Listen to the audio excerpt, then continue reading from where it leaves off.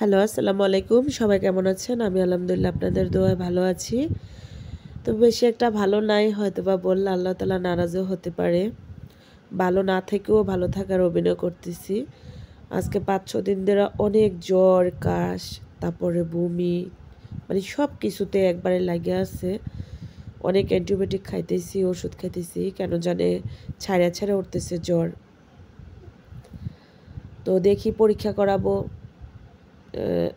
মানে এত অসুস্থ, মানে যাইয়া যে বসবো, পাগুলা কাঁপে, শরীরগুলা কাঁপে, এরকম অনেক খারাপ লাগতেছে। তো আজকে ভাবলাম আল্লাহর রহমতে তো মাহে রমজান চলে আসছে, ভাবলাম একটু কষ্ট করে একটা ভিডিও দেই আপনাদের জন্য। তো ভিডিওটা বানালাম আর কি অনেক কষ্ট করে।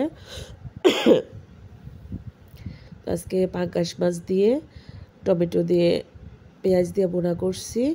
বাচ্চাদের জন্য পাঙ্গাস মাছ রান্না করতে হয়। মুরগি বোনা করছি, আর হচ্ছে কালা বেগুন ভাজি আর কি, আমাদের কুমিল্লা এটা চাক ভাজি বলে, তাল বেগুনগুলা। তো তাল বেগুন ভাজি করছি। এই তো কারবেঙ্গা মরিচ দিয়া মাখায় মোখায় একটু খাইতেছি, মানে ভালোই লাগতেছে না। তারপর তো বাচ্চা থাকতে হইলে মানুষ একটু খাইতে হয়। এখনকার খাবারটা হচ্ছে বেঁচে থাকার জন্য, কিন্তু মুখের মধ্যেও রুচি নাই, শরীরেও ভালো লাগতেছে না, কিছু না। মানে অনেক কারবেঙ্গা মরিচটা অনেক জাল, মানে এটা দিয়ে একটু খাইতেছি। তো আপনারা হয়তোবা অনেকে যারা ভিডিওগুলো দেখেন ভাবেন যে ভিডিওগুলো কেন দেয় না, হয়তো যারা দেখেন ভিডিওগুলো তারা হয়তোবা ভাবতেও পারেন।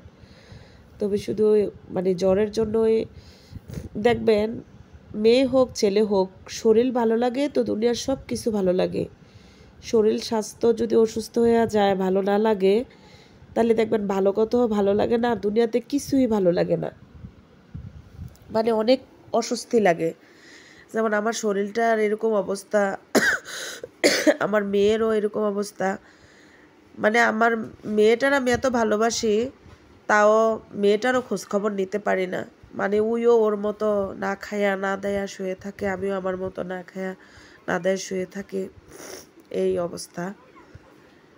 মানে একদম অবস্থা খারাপ। তারপরে আবার এখনকার, আগেও তো মানুষের জ্বর আসতো, আমাদেরও তো আসতো, ৫-৬ বছর আগের কথা বলতেছি। আর এখন জ্বর আসলে মনে হয় শরীরটা এত মানে চিবড়াইতেছে, মনে হয় কে পিটাইছে শরীরের ভিতরে, শরীরটা অনেক ব্যথা করে, অনেক খারাপ লাগে। তো চাও খাইতেছি, গরম পানি খাইতেছি, লেবুর রস খাইতেছি, অ্যান্টিবায়োটিক খাইতেছি।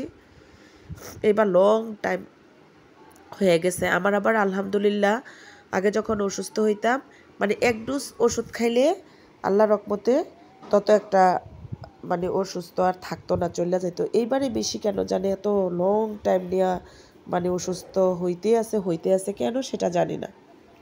আমার মেয়েটারও ছাড়া ছাড়া ওঠে, ছাড়া ছাড়া ওঠে। তো কে কোথায় থেকে দেখতেছেন, সবাই ভালো থাকবেন, প্লিজ লাইক কমেন্ট শেয়ার করবেন। ওকে, আল্লাহ হাফেজ, সবাই ভালো থাকবেন।